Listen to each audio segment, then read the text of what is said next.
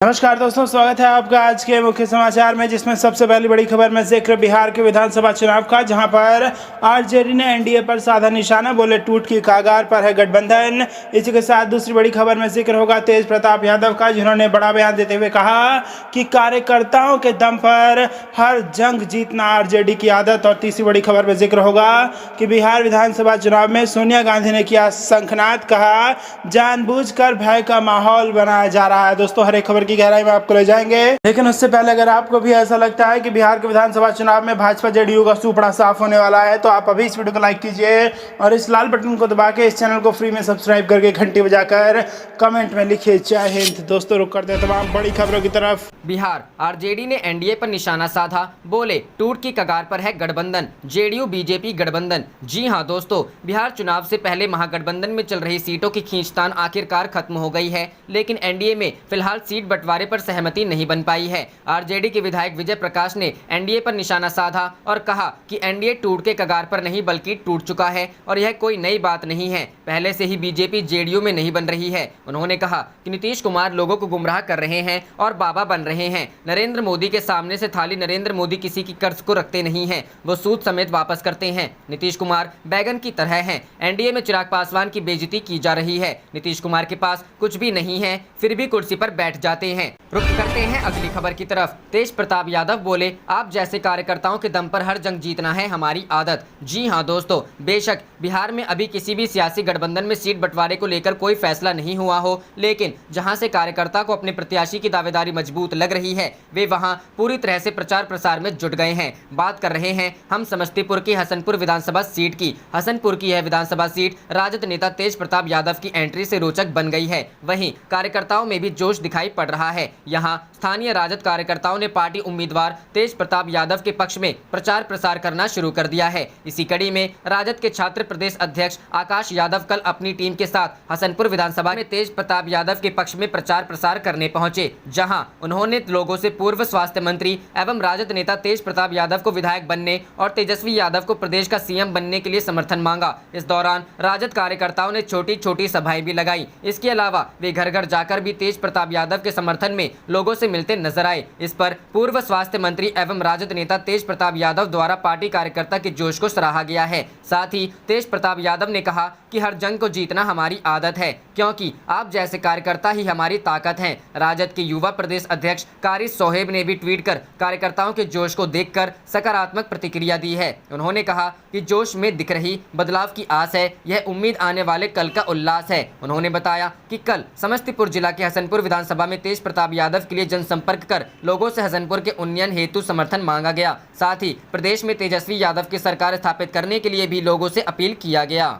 रुक करते हैं अगली खबर की तरफ। सोनिया गांधी ने बिहार में किया चुनावी शंखनाद, कहा जानबूझकर भय का माहौल बनाया जा रहा। जी हां दोस्तों, कांग्रेस अध्यक्ष सोनिया गांधी ने शुक्रवार को बिहार के चंपारण की धरती से चुनावी शंखनाद किया। कहा कि जानबूझकर भय का माहौल बनाया जा रहा है। कुछ लोग भय, भ्रम और भावना का व्यापार कर सरकार चला रहे हैं। लोग सावधान रहें और सही फैसला लें। कांग्रेस की हर नीति में जनता की भागीदारी होती थी, आज चंद लोगों के लाभ के लिए नीतियां बनाई जा रही हैं। कांग्रेस ने वंचित समाज, दलितों, महिलाओं, युवाओं और किसानों को मजबूत बनाने को जितने भी कानून बनाए, उन्हें कमजोर किया जा रहा है। कांग्रेस अध्यक्ष शुक्रवार को चंपारण में आयोजित गांधी चेतना रैली को संबोधित कर रही थी। इस वर्चुअल कार्यक्रम में उन्होंने चंपारण में बनी महात्मा गांधी की प्रतिमा का अनावरण किया और वहां उपस्थित लोगों के साथ पटना में पार्टी के जुड़ने वाले अनुसूचित जाति के लोगों को संबोधित किया। उन्होंने कहा कि कांग्रेस ने मनरेगा के साथ सूचना का अधिकार कानून बनाया। अगर मनरेगा नहीं होता तो कोरोना काल में कितने गरीब भुखमरी के शिकार हो जाते। सूचना के अधिकार को इतना कमजोर कर दिया गया कि आप सवाल पूछते रह जाएंगे, जवाब नहीं मिलेगा। रोजगार देने वाली संस्थाओं का निजीकरण हो रहा है। चंपारण में आयोजित गांधी चेतना रैली में कांग्रेस अध्यक्ष सोनिया गांधी ने कहा कि करोड़ों लोगों का रोजगार छिन गया, किसानों की हालत किसी से छुपी नहीं है। महात्मा गांधी के विकास का मतलब था कि उसका लाभ कतार में अंतिम व्यक्ति तक पहुंचे। चंपारण में नील की खेती का उन्होंने विरोध इसलिए किया कि उससे चंद लोग मालामाल हो रहे थे, किसान बेदहाल हो रहे थे। आज जो भी हो रहा है उससे किसान व आम जनता परेशान होती है और चंद लोग लाभ लेते हैं। सच्चाई को कांग्रेस ने अपनी कार्यशैली में अपनाया है। आज जो लोग महात्मा गांधी का नाम लेते हैं वही अपने कार्यों से उनके वसूलों को चूर कर दे रहे हैं। बस अब बहुत हो गया, हम गांधी के सपने को विकास के लिए संघर्ष करते रहेंगे।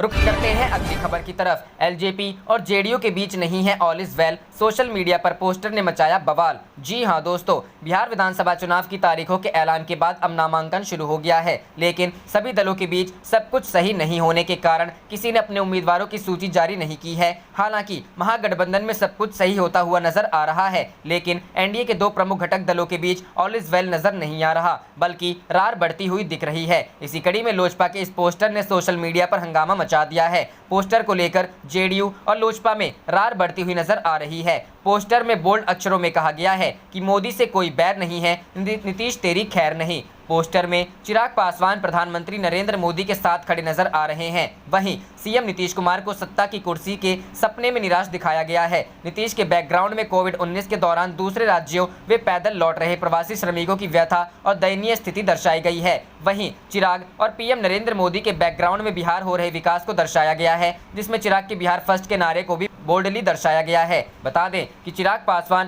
पीएम मोदी के फेस पर बिहार विधानसभा चुनाव लड़ने की बात कह चुके हैं। वहीं बता दें कि एनडीए में सीट शेयरिंग पर विवाद थमने का नाम नहीं ले रहा है। लोजपा के राष्ट्रीय अध्यक्ष चिराग पासवान को एनडीए में सीट बंटवारे का प्रस्ताव स्वीकार नहीं है। बार बार लोजपा के 143 सीटों पर लड़ने की तैयारी की खबरें आ रही हैं। वह मुख्यमंत्री नीतीश कुमार के काम पर भी सवाल उठाते रहे हैं। इस बीच अब सोशल मीडिया पर जारी लोजपा के एक नए पोस्टर पर बिहार की सियासी पारा चढ़ गया है। बता दें कि सीटों पर संग्राम के बीच लोजपा ने शुक्रवार को नीतीश कुमार के साथ निश्चय को भ्रष्टाचार का बड़ा माध्यम भी बता दिया।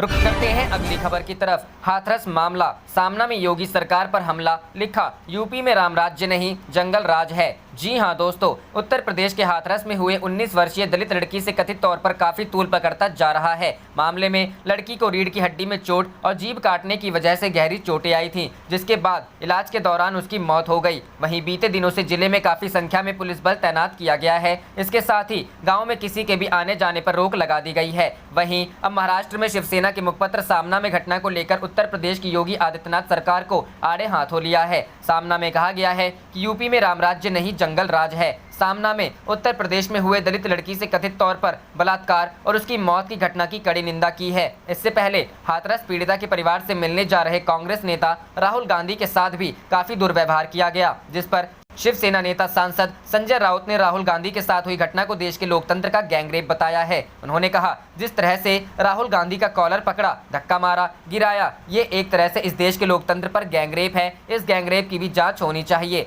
रुख करते हैं अगली खबर की तरफ। हाथरस पीड़ित परिवार का भी होगा नार्को टेस्ट, कांग्रेस ने कहा यह योगी सरकार के पागलपन का सबूत। जी हां दोस्तों, उत्तर प्रदेश स्थित हाथरस में कथित पीड़िता के परिजनों का नार्को टेस्ट कराने के राज्य सरकार के फैसले पर कांग्रेस ने मुख्यमंत्री योगी आदित्यनाथ सरकार पर निशाना साधा है। कांग्रेस प्रवक्ता रणदीप सिंह सुरजेवाला ने ट्वीट कर कहा है, यह आदित्यनाथ सरकार के पागलपन का जीता जागता सबूत है। सुरजेवाला ने कहा कि हाथरस में पीड़ित दलित परिवार के नार्को टेस्ट की खबर आदित्यनाथ सरकार के पागलपन का जीता जागता सबूत है।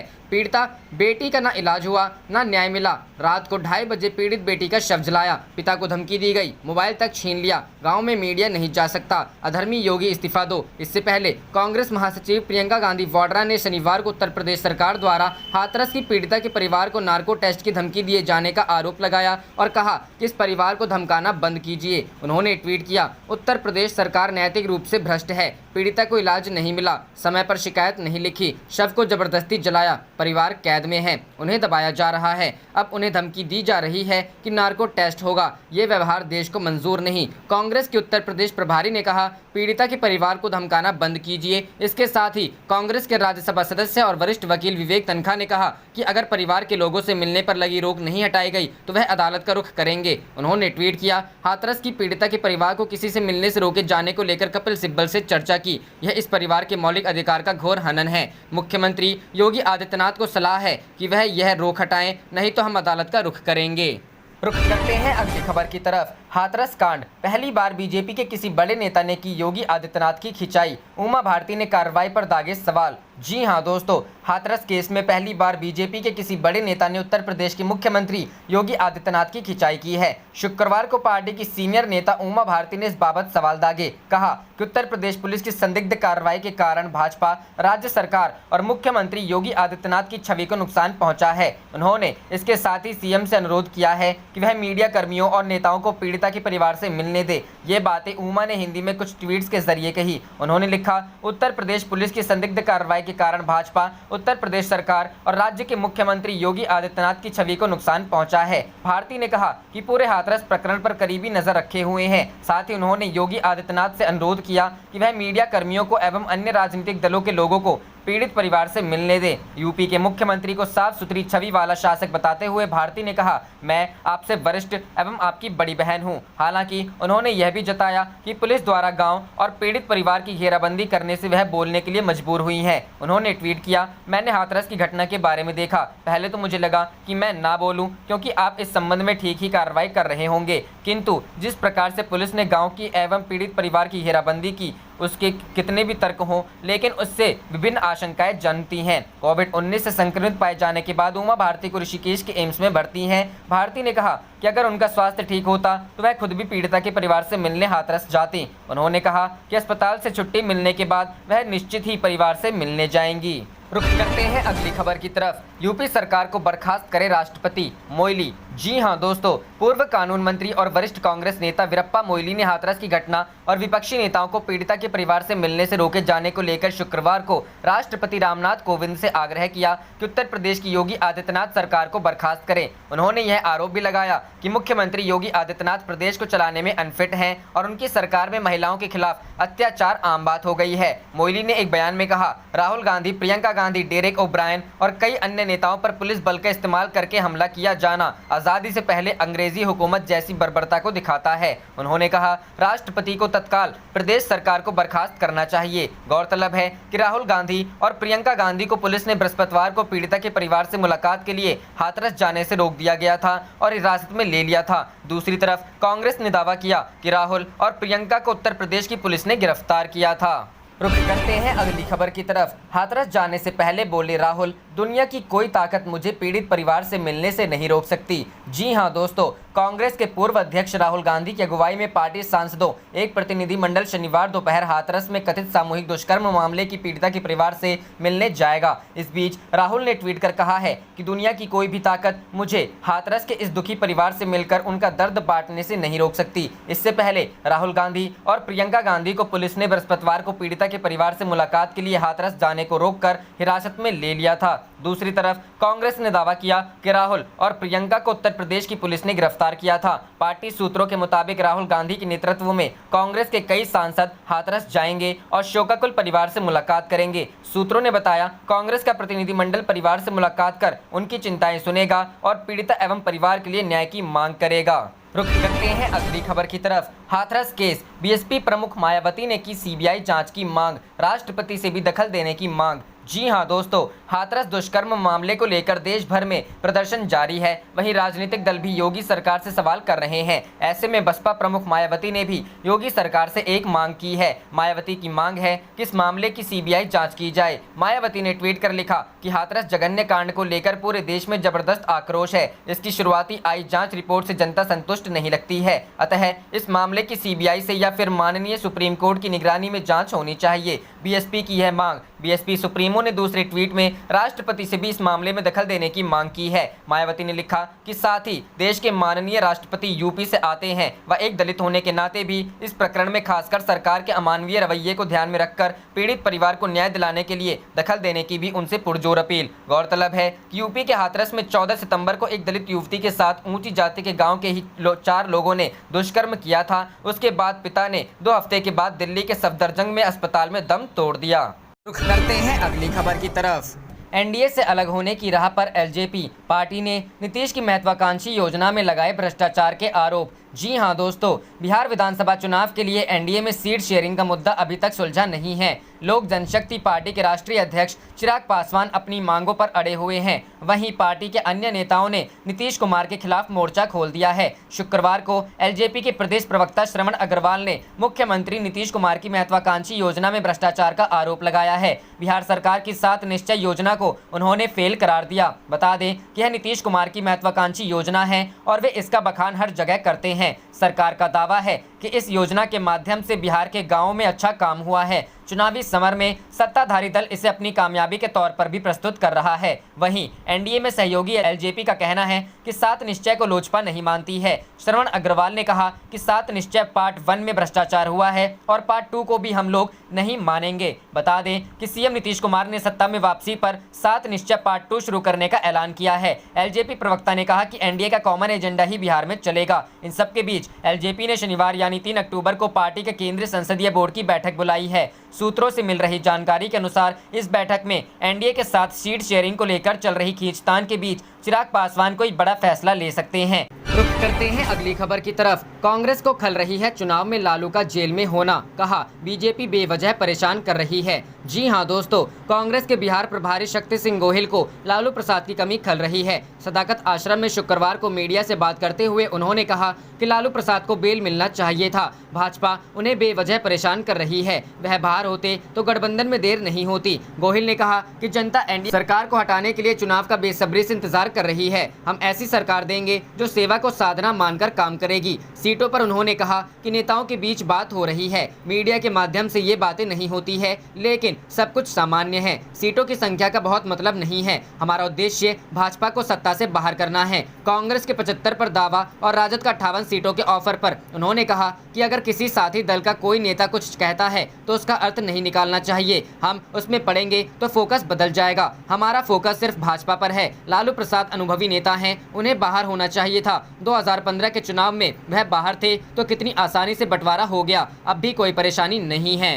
रुख करते हैं अगली खबर की तरफ। आरजेडी ने एनडीए को बताया हेट स्टोरी 4। लिखा चुनाव बाद पति भी भागने के चक्कर में हैं और पत्नी भी। जी हां दोस्तों, बिहार विधानसभा चुनाव से पहले सभी राजनीतिक दल एक दूसरे पर सोशल मीडिया के माध्यम से तंज कस रहे हैं। इसी कड़ी में राजद ने एनडीए पर चुटकी लेते हुए एक ट्वीट किया है। ट्वीट में लिखा है कि एनडीए लव ट्रायंगल नहीं हेट स्टोरी 4 है। बेवफाई की कहानी है। चुनाव बाद भी पति भी भागने के चक्कर में है और पत्नी भी। ऐसे घोलमेल के घन चक्कर में न पड़े। वहीं यूपी के हाथरस में विरोध प्रदर्शन के दौरान कांग्रेस पूर्व अध्यक्ष राहुल गांधी के साथ पुलिस की बदसलूकी को केंद्र में रख के ट्वीट किए गए। यह लिखा गया कि यह भाजपाई लोकतंत्र है जिसमें लोक पाताल लोक में चला गया है और तंत्र दमन निरंकुशता को पर्याय बन चुका है। इसके अलावा एनडीए के बिहार 15 साल पर भी टिप्पणी है। लिखा है जो कुछ कर सकते हैं वो करके दिखाते हैं, जो कुछ नहीं कर सकते वो नकारात्मकता फैलाते हैं। एनडीए के 15 साल ने सिद्ध कर दिया कि उनके वश का झूठ बोलने के अलावा कुछ नहीं। वो मूर्ख कुएं के नकारात्मक मेंढक है जो कहते हैं कि 10 लाख नौकरियां देना संभव नहीं। यहाँ तो पूरा खाका तैयार है। बता दें कि चुनाव आयोग ने प्रदेश में चुनाव की तारीखों का ऐलान भी कर दिया है। इस बार का चुनाव 3 चरणों में होगा। पहले चरण का मतदान 28 अक्टूबर को, दूसरे चरण का मतदान 3 नवंबर और तीसरे चरण का मतदान 7 नवंबर को होगा, जबकि मतों की गणना 10 नवंबर को होगी। रुख करते हैं अगली खबर की तरफ। क्या राहुल प्रियंका के अभियान से डर गए हैं मुख्यमंत्री आदित्यनाथ? जी हां दोस्तों, आज अहिंसा के पुजारी राष्ट्रपति महात्मा गांधी और पूर्व प्रधानमंत्री लाल बहादुर शास्त्री की जयंती है। यह दिन देश के लिए जितना अहम है, उत्तर प्रदेश के मुख्यमंत्री योगी आदित्यनाथ के लिए उतनी ही बड़ी परेशानी भरा है। मुख्यमंत्री के निर्देश और प्रदेश के उच्च अधिकारियों के मौखिक आदेश पर हाथरस और खासकर सामूहिक दुष्कर्म और इसके बाद हमले का शिकार होकर दम तोड़ देने वाली पीड़िता के गाँव घर जाने वाले सभी रास्तों पर कड़ा पुलिस प्रशासन का पहरा है। मीडिया से लेकर नेता किसी को भी वहां जाने की इजाजत नहीं है। ऐसे में एक बड़ा सवाल उठ रहा है कि क्या मुख्यमंत्री योगी आदित्यनाथ कांग्रेस पार्टी के पूर्व अध्यक्ष राहुल गांधी और महासचिव प्रियंका गांधी से डर गए हैं? कांग्रेस महासचिव प्रियंका गांधी के कार्यालय के सूत्र इसे आपातकाल की संज्ञा दे रहे हैं। उनका कहना है कि पीड़िता के गाँव और उसके परिवार से मिलने के लिए न तो राजनीतिक दलों के नेताओं को जाने की इजाजत दी जा रही है। राहुल और प्रियंका से डर रहे हैं योगी। राहुल गांधी के सचिवालय के सूत्रों का कहना है कि योगी आदित्यनाथ सरकार केंद्र की सरकार के इशारे पर तानाशाही पर उतर आई है। राज्य सरकार को डर सता रहा है कि कहीं कांग्रेस पार्टी के पूर्व अध्यक्ष किसानों के भट्टा पारसौल आंदोलन की तरह गुपचुप तरीके से हाथरस ना पहुंच जाएं। कांग्रेस के नेता उमेश पंडित का कहना है कि इसी डर के कारण हाथरस में पीड़िता के गांव तक आने जाने के सभी रास्ते को पुलिस प्रशासन ने सील कर दिया है। कई न्यूज चैनल के रिपोर्टरों ने भी फोन पर जानकारी दी कि पुलिस प्रशासन न तो पीड़िता के गाँव में जाने दे रहा है और न ही मीडिया को शांतिपूर्ण तरीके से अपना काम करने दे रहा है। देश के एक नामी समाचार चैनल की महिला पत्रकार ने बताया कि उत्तर प्रदेश इस दौरान महिलाओं के साथ बदसलूकी कर रही है। पुलिस के जवान महिलाओं के कपड़े पर हाथ लगाकर उसे खींच तक रहे हैं ताकि महिलाओं के कपड़े फट जाएं। गौरतलब है कि कल इसी तरह की एक घटना कांग्रेस की नेता अमृता धवन के साथ हुई थी और उनके कपड़े फट गए थे। आप देख रहे थे आपका अपना चैनल जय हिंद जय भारत।